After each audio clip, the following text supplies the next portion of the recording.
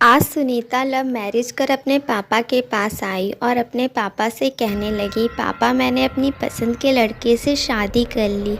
उसके पापा बहुत गुस्से में थे पर वो बहुत सुलझे इंसान थे। उसने बस अपनी बेटी से इतना कहा, मेरे घर से निकल जाओ। बेटी ने कहा, अभी इनके पास कोई काम नहीं है, हमें रहने दीजिए, हम बाद में चले जाएंगे। पर उसके पापा ने एक नहीं सुनी और उसे घर से बाहर निकाल दिया। कुछ साल बीत गए। अब सुनीता के पापा नहीं रहे और दुर्भाग्यवश जिस लड़के से सुनीता ने शादी की थी वो भी उसे धोखा देकर भाग गया। सुनीता की एक लड़की एक लड़का थे।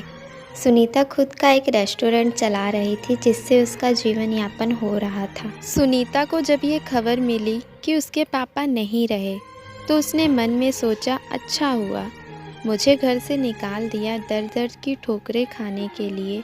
मेरे पति के छोड़ जाने के बाद भी मुझे घर नहीं बुलाया, मैं तो नहीं जाऊंगी उनकी अंतिम यात्रा में। उसके ताऊ जी ने कहा, सुनीता हो आओ, जाने वाला इंसान तो चला गया, अब उनसे कैसी दुश्मनी।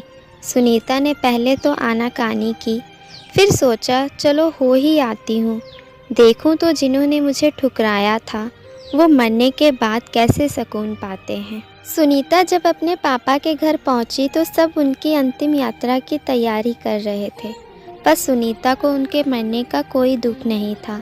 वो तो बस अपने ताऊ जी के कहने पर आई थी। सुनीता के पापा की अंतिम यात्रा शुरू हुई, सब रो रहे थे। सुनीता दूर खड़ी हुई थी, जैसे तैसे सब कार्यक्रम निपट गया। आज सुनीता के पापा की 13वीं थी। उसके ताऊ जी आए और सुनीता के हाथ में एक खत देते हुए कहा, ये तुम्हारे पापा ने तुम्हें दिया है, हो सके तो इसे पढ़ लेना। रात हो चुकी थी, सारे मेहमान जा चुके थे। सुनीता ने वो खत निकाला और पढ़ने लगी। उसमें सबसे पहले लिखा था, मेरी प्यारी गुड़िया, मुझे मालूम है तुम मुझसे नाराज़ हो, पर अपने पापा को माफ़ कर देना। मैं जानता हूँ तुम्हें मैंने घर से निकाला था, तुम्हारे पास रहने की जगह नहीं थी, तुम दर दर की ठोकरें खा रही थी, पर मैं भी उदास था, तुम्हें कैसे बताऊं। याद है तुम्हें जब तुम 5 साल की थी तब तुम्हारी माँ हमें छोड़ के चली गई थी। तब तुम कितना रोती थी, डरती थी, मेरे बिना सोती नहीं थी, रातों को उठकर रोती थी। तब मैं भी सारी रात तुम्हारे साथ जागता था। तुम जब स्कूल जाने से डरती थी तब मैं सारा वक्त तुम्हारे स्कूल के खिड़की पर खड़ा होता था और जैसे ही तुम स्कूल से बाहर आती थी तुम्हें सीने से लगा लेता था। वो कच्चा पक्का खाना याद है जो तुम्हें पसंद नहीं आता था, मैं उसे फेंक कर फिर से तुम्हारे लिए नया बनाता था कि तुम भूखी ना रहो।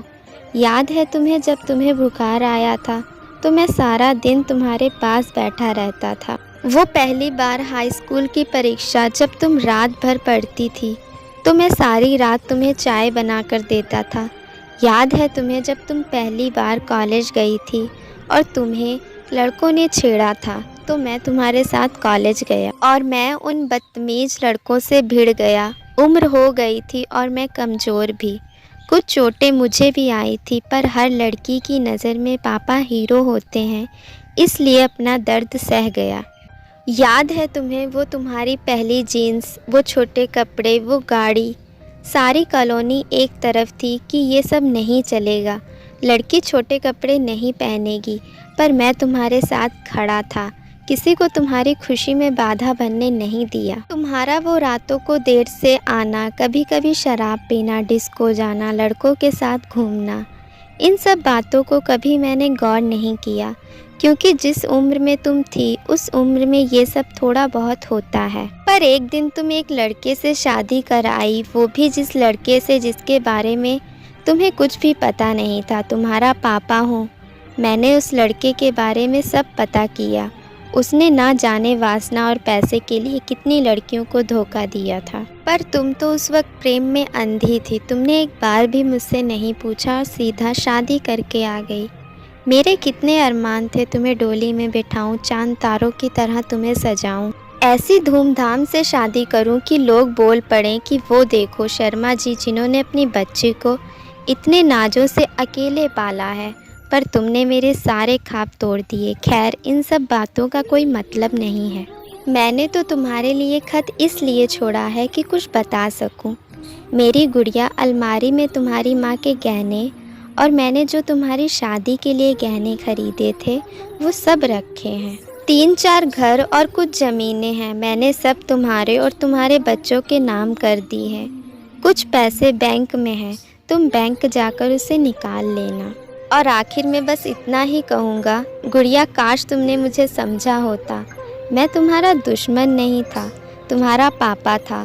वो पापा जिसने तुम्हारी माँ के मरने के बाद भी दूसरी शादी नहीं की, लोगों के ताने सुने, गालियाँ सुनी, ना जाने कितने रिश्ते ठुकराए, पर तुम्हें दूसरी माँ से कष्ट ना हो इसलिए खुद की ख्वाहिशें मार दी।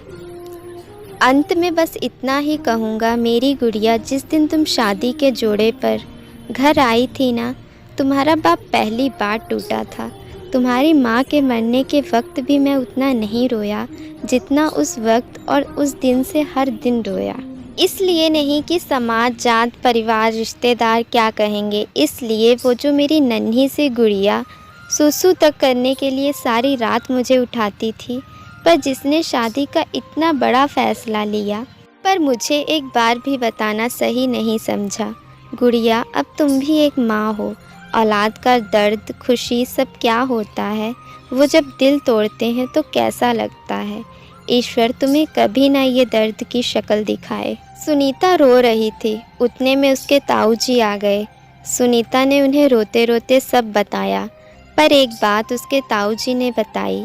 उसके ताऊजी ने कहा, सुनीता, वो जो तुम्हें रेस्टोरेंट खोलने और घर खरीदने के पैसे मैंने नहीं दिए थे, वो पैसे तुम्हारे पिताजी ने मुझसे दिलवाए थे। क्योंकि औलाद चाहे कितनी भी बुरी हो, माँ बाप कभी बुरे नहीं होते। औलाद चाहे माँ बाप को छोड़ दे, माँ बाप मरने के बाद भी अपने बच्चों को दुआ ही देते हैं।